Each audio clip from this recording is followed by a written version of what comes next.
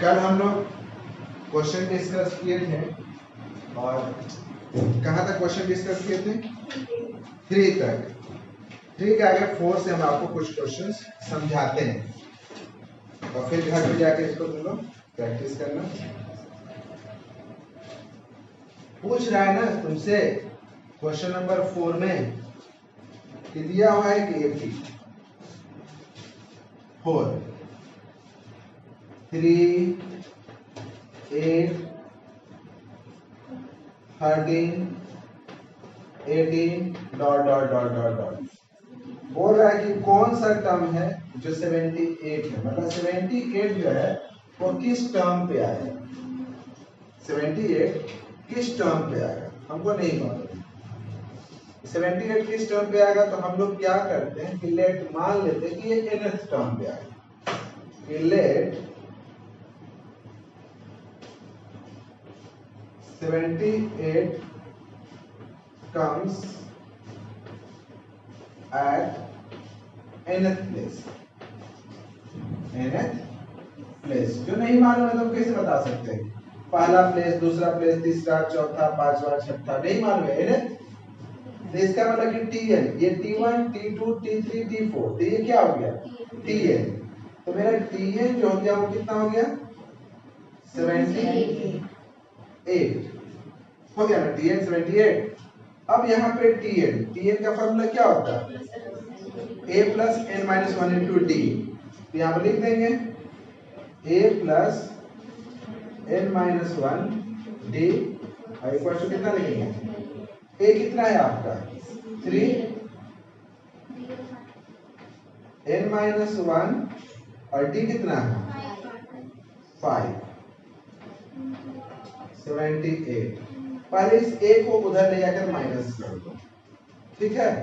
ये आपका हो जाएगा n माइनस 1, अच्छा 5 इंटू में 5 है 78 माइनस 3, 78 माइनस 3 कितना हुआ? 75। और ये देखो 5 इसके साथ मल्टीप्लाई में है ना, तो जो d रहेगा मल्टीप्लाई में उसको उधर ले जाकर डिवाइड कर दो। तो हम यहाँ पे लिखेंगे n माइनस 1 75 बाई में 5 कट जाएगा 15। इसका मतलब गया n माइनस 1 आपका आ गया 15। n बराबर कितना हो गया? 15 प्लस 1 16। क्लियर? सिमिलर वे में क्वेश्चन है find the number of term. आपको नंबर ऑफ टर्म बताना है। मतलब आपके पास एक AP दे दिया है, जैसे कि एक AP दिया हुआ है, मान लीजिए कि हम ऐसे ले लेते हैं इसको, ये समझ में आ गया ना?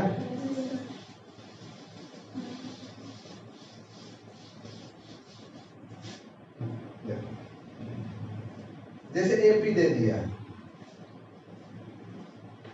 5 का 1 इजी है तो वो हम बता देते हैं, 1 खुद से बना लेना। जैसे दिया हुआ है 18 15 1/2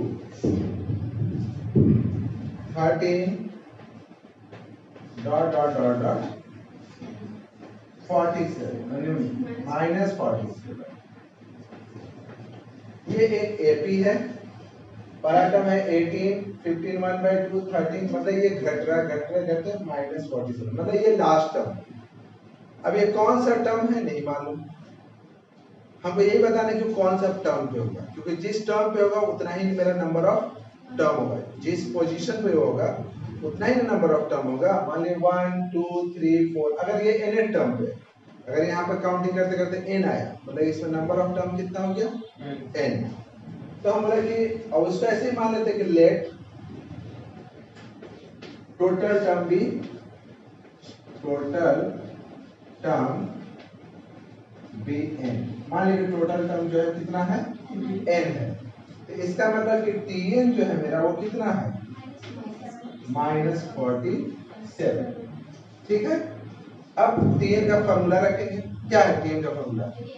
A plus n minus 1 into D minus 47, ठीक है ना?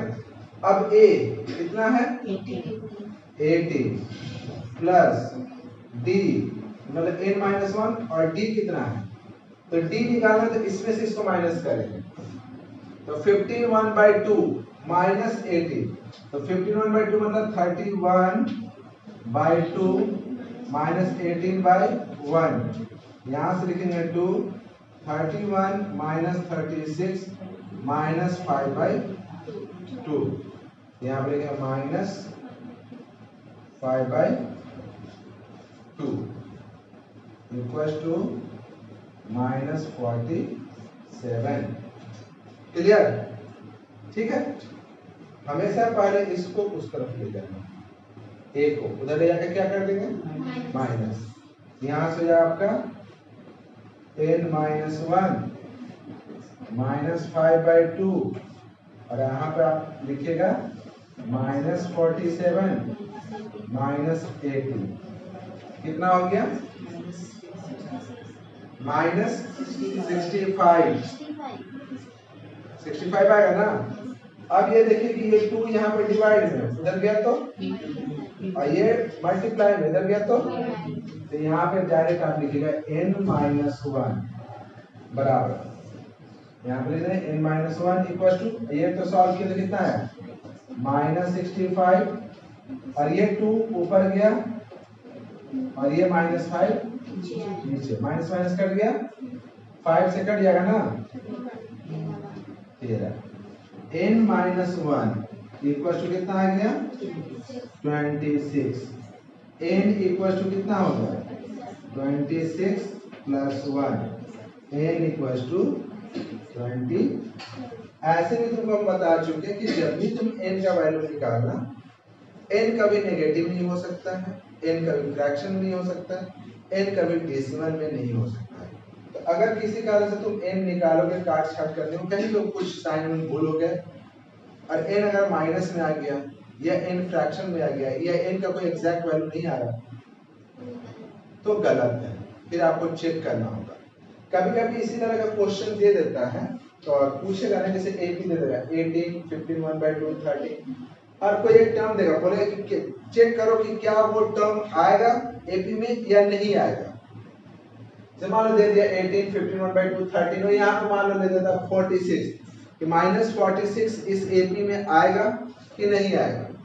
तो उसके लिए सिंपल सा क्या उपाय था कि हम लोग लेट की वो जो टर्म जो दिया हुआ है वो nth टर्म पे आता है और फिर हम लोग n का वैल्यू निकालते हैं। अगर n का कोई इंटीग्रल वैल्यू आ जाता है, पॉजिटिव इंटीग्रल वैल्यू, तब तो वो टर्म आएगा, और अगर n का कोई भी वैल्यू पॉजिटिव इंटीग्रल वैल्यू नहीं आता है मतलब वो टर्म नहीं आएगा, है ना। उसके लिए कोई अलग से आपको पढ़ने की जरूरत नहीं है, बस ऐसे ही बनता है। 5 का 1 तो बना लोगे, सेम इसी तरीके से है।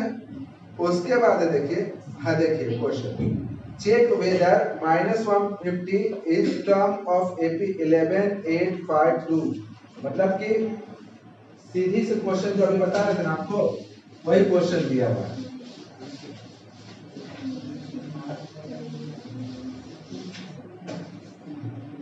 दिया हुआ क्वेश्चन आपका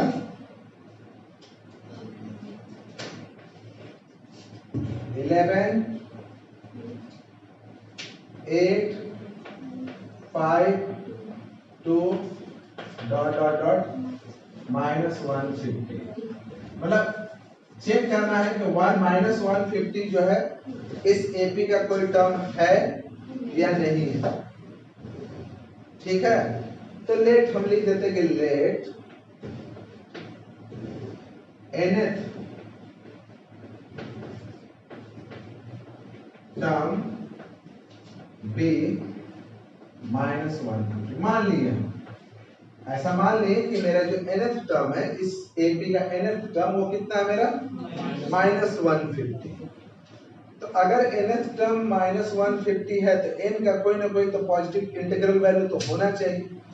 अगर कोई इंटीग्रल वैल्यू आ गया तो है, और नहीं आया अगर फ्रैक्शन में आ गया तो लिखेंगे कि n जो है फ्रैक्शन में पॉसिबल नहीं है तो उससे नहीं है, अगर हम जो माने तो फिर हम लोग यहाँ से फिर क्या करते हैं कि Tn इक्वल टू लिख देते हैं -150।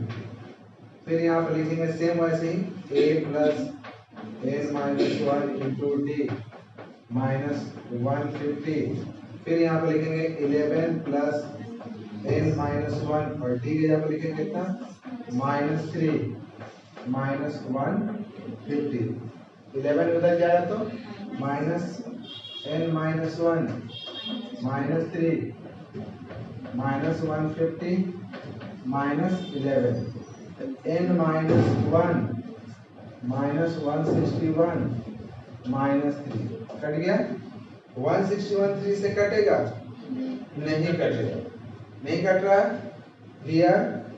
अच्छा n यहाँ पर अगर n लिखेंगे तो n बराबर क्या आएगा 161/3 प्लस 1, यहाँ पर लिखेंगे n is in fraction, here n is in fraction which is not possible, n जो है किस चीज में है फ्रैक्शन में है जो पॉसिबल नहीं है, इसलिए -150 जो है वो इस AP का टर्म नहीं होगा, इसको लिख लोगे, समझ में आया। ऐसे लिखेंगे कि n चूंकि यहाँ फ्रैक्शन में है तो n का वैल्यू फ्रैक्शन में पॉसिबल नहीं है, इसलिए -150 इस AP का कोई टर्म नहीं होगा, ठीक है।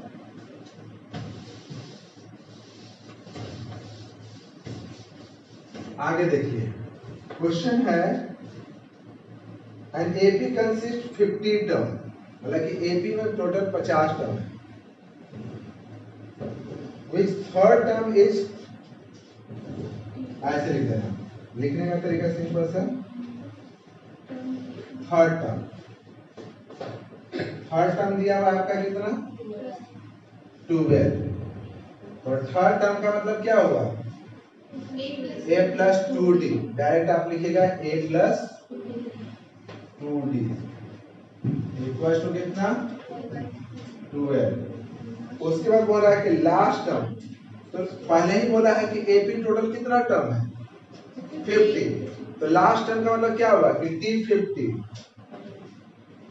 टोटल अगर 50 टर्म है तो लास्ट टर्म का मतलब क्या होगा 50वां टर्म, तो T50 ये आपका दिया 106, T50 का मतलब क्या हुआ a प्लस 49, ठीक है ना, इक्वल टू कितना 106।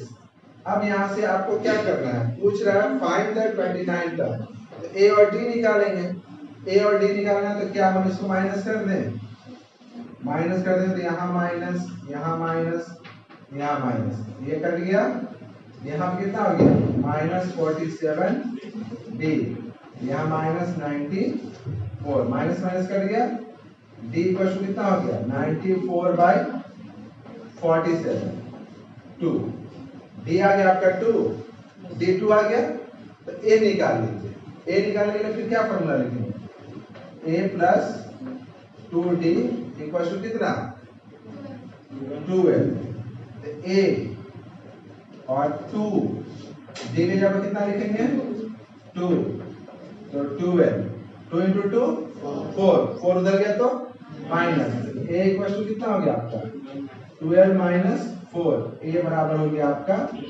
8, निकालना क्या था 29 टर्म, तो लिखेंगे T 29 a plus 28d, a plus 28d, a का वैल्यू कितना है 8, फिर 28 और d के जगह कितना लिखेंगे 2, ये हो गया 8 प्लस 56 64। हैव यू क्लियर, समझ में आ गया। जब भी कोई टर्म दिया रहेगा ना, जैसे मान लीजिए 10 टर्म दे दे तो इसका मतलब a प्लस 90, 50वां टर्म दे दे a प्लस 49, वैसे नहीं करके तब लीनियर इक्वेशन के फॉर्म में लाएंगे, एलिमिनेशन करेंगे, फिर किसी एक का a और d निकालेंगे और सॉल्व करेंगे। ऐसा क्वेश्चन बोर्ड में आपसे पूछता है, और आगे सवाल में देखोगे ऐसा बहुत सारा क्वेश्चन है, आप प्रैक्टिस कीजिएगा, ठीक ना, और फिर जो नहीं बनेगा नेक्स्ट क्लास में पूछोगे, इनर टर्म से रिलेटेड जो क्वेश्चन होगा बना के लाओगे फिर पूछोगे। फिर देखो देखा हुआ है कि थर्ड टर्म एंड 9 टर्म, अब इसको हम बताएंगे नहीं, देखिए थर्ड टर्म मतलब कि T3 और T9 दो टर्म की बात कर रहा है, बोल रहा है कि third term and nine term of AP are 4 and -8। ये 4 है और ये मेरा -8 है। तो इसका मतलब क्या हुआ आपका a plus 2d equals to 4। इसका मतलब 8d इक्वल्स टू, फिर दोनों को क्या कर दें माइनस कर दें, यहाँ माइनस यहाँ प्लस, कैंसिल, 2 में से 8 गया, -6 d प्लस हो गया, ये दोनों देखो प्लस नीचे प्लस 12, तो d इक्वल टू कितना हो गया 12 बाई -6 -2, d इक्वल टू आ गया आपका -2। तो a इक्वल टू कितना होगा a plus 2d4, a to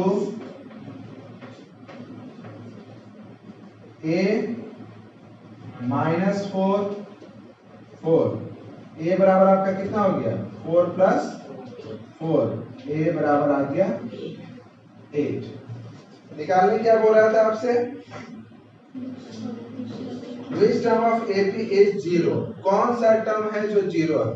तो फिर यहां तक निकल गया ना, तो हम लोग लिखेंगे कि लेट, यहां से देखो ऐसे लिखेंगे, लेट nth टर्म बी 0। मान लीजिए मेरा nth टर्म जो है वो 0 है, इसका मतलब बोल रहे हैं कि Tn 0 है और n हमको निकालना है कि कौन सा टर्म, तो nth, तो Tn इक्वल टू कितना दिया हुआ है 0। इसका फॉर्मूला क्या लिखेंगे a plus n minus 1 into d, a plus n minus 1 d equal to 0। a का वैल्यू कितना लाए हो 8, n माइनस 1 और d का वैल्यू -2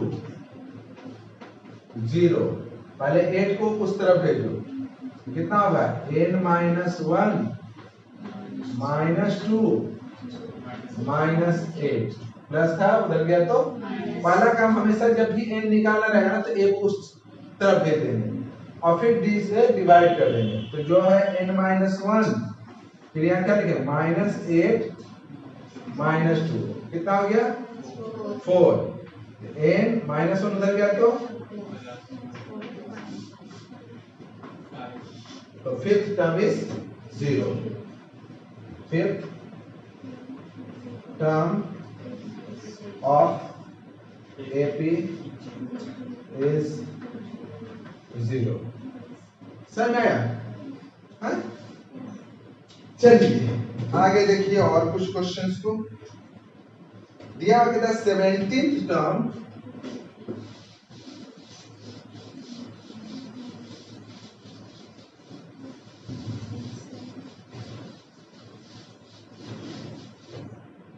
लिखा हुआ है 10, कह रहा है कि the 17th term of AP exceed its 10 term by 7। जो उसका 17 टर्म है उसके 10 टर्म से 7 एक्सीड कर रहा है, एक्सीड मतलब ज्यादा है। तो 17 टर्म जो है ना, अकॉर्डिंग टू क्वेश्चन यहां पर लिखोगे कि 17 टर्म T17 T10 10वां टर्म से कितना ज्यादा है 7 टर्म। मेरी उम्र तुमसे 15 साल ज्यादा है, तुमसे ज्यादा ना, तो तुम कम हुए हम ज्यादा हुए, तो तुम अपने उम्र में 15 साल छोड़ दोगे तो मेरे बराबर आ जाओगे ना। तो 17 टर्म 10 टर्म से 7 ज्यादा एक्सीड कर रहा है। अब यहाँ पर फॉर्मूला रख दो a plus 16d, a plus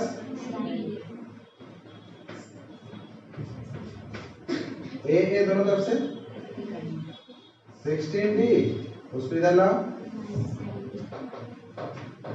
7, तो 7d, d बराबर कितना हो गया 1, d आ गया 1। क्वेश्चन आगे पढ़ते हैं, फाइंड द कॉमन डिफरेंस। अच्छा, कॉमन डिफरेंस तो निकालना था। कॉमन डिफरेंस कितना आ गया? 1।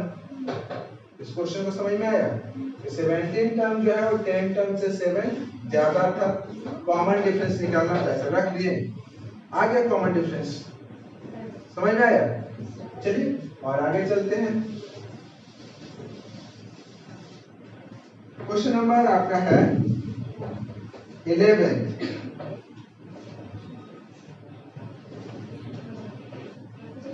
कह रहा है which term of AP is a 3, 15,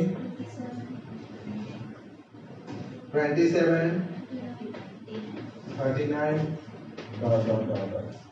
कह रहा है कि which term of AP will be 132 more than 54th term. AP का कौन सा टर्म है जिसके 54 टर्म से 132 ज्यादा है? तो लिखते हैं कि late nth term is 154 more than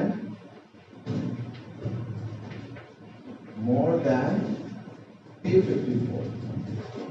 मान लीजिए इसका जो nth टर्म है उसके 54वां टर्म से 154 ज्यादा है, 132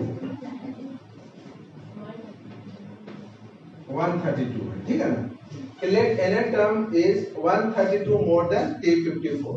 मतलब कि यहाँ पर हम लोग लिखेंगे Tn equals to T54 plus 132। मतलब nth टर्म इसके 54 टर्म से 132 ज्यादा है। तो दोनों ये छोटा हुआ, ये ज्यादा हुआ ना, छोटा वाला में वैल्यू जोड़ दिए। अब फार्मूला लिख देते हैं यहाँ पे a n-1 d। यहाँ पे लिखेंगे a 53 d 130। दोनों तरफ ये था, खत्म हो गया। d का वैल्यू 12 है ना। n-1 और d के जगह क्या लिख देते हैं? 12। 54 into 12 132। 53 into 12 कितना होगा? तो 36 और 60, 636, ठीक है ना? 636 और प्लस 132, 138 और यहाँ से 6 768। यहाँ पे लिखेंगे n-1 into 12 इक्वल टू 768। एक सिंपल सा रूल है, n जब भी निकालना है तो इसको मल्टीप्लाई करने की जरूरत नहीं है, जो d होगा उधर लेकर लास्ट में डिवाइड करेंगे। तो फिर यहाँ पे क्या लिखेंगे? n-1 कितना हो गया? 768 बाय में 12। n-1 ये हो गया 762 फिर 4, फिर n बराबर आ गया 64। मतलब कि 65th term is 132 more than 54th term. ठीक है, समझ में आया? उसी तरीके से एक और क्वेश्चन है आपका 2AP है। Have same common difference, the difference between their 100 term। बहुत बच्चा इस क्वेश्चन को बार बार पूछता है। क्वेश्चन है बहुत आसान, लेकिन जब भी होता है ना तो इस क्वेश्चन को सब बच्चा पूछता ही है। तो इसको थोड़ा सा समझ लो, एक्सेस आसान क्वेश्चन है, इसमें कुछ भी नहीं है। 2AP है, दो एपी है तो मान लीजिए कि पहला एपी जो है वो ऐसे है, उसका पहला term A1 first AP,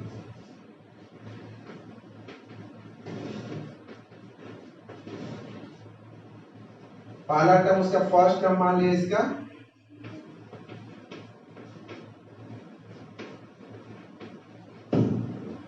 A1 और कॉमन डिफरेंस मान लिए,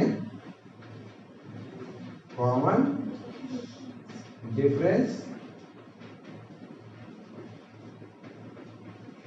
D1। दूसरा एक एपी है, दो एपी है तो उसका भी फर्स्ट टर्म यहां पर लिख देना A2 और कॉमन डिफरेंस को मान लिए D2। यहां लिख लेना कि सेकंड एपी, यहां पर लिख देना सेकंड एपी और लिख देना कि let first term A2 and common difference D2। Question कह रहा है कि the difference between their 100 term, the पहला एपी और दूसरे एपी का 100 टर्म का जो डिफरेंस है, मान लीजिए ऐसे लिखते हैं T 100 minus T dash 100। T dash 100 का मतलब हुआ 100 टर्म का डिफरेंस कितना दिया हुआ है 100। मतलब हम इसके लिए लेते हैं T और इस एपी के लिए T100 का मतलब T डैश ले लेते हैं, ठीक है ना। T इसके लिए लिए हैं और इसके लिए क्या लिए 100 टर्म इसका और ये 100 टर्म इसका। इसका 100 टर्म के लिए फॉर्मूला क्या लिखेंगे A plus A1 plus 99 D1 minus A2 plus 99 D2। अच्छा एक चीज दिया हुआ कह रहा है ना कि 2AP have same common difference. Same common difference का मतलब कि आपको यहाँ पर कॉमन डिफरेंस D ही लेना है, D1 D2 नहीं, दोनों का कॉमन डिफरेंस सेम है तो दोनों जगह पर हम लोग क्या लेंगे D और यहाँ भी D, ठीक। अब समझ में आ गया होगा D1 D2 नहीं, दोनों का कॉमन डिफरेंस सेम है। तो अब यहां से इसको सॉल्व करो, यहां से क्या आएगा A1 99D minus A2 minus 99D equal to 100। ये दोनों कट गया, मतलब A1 minus A2 equal to कितना आ गया 100।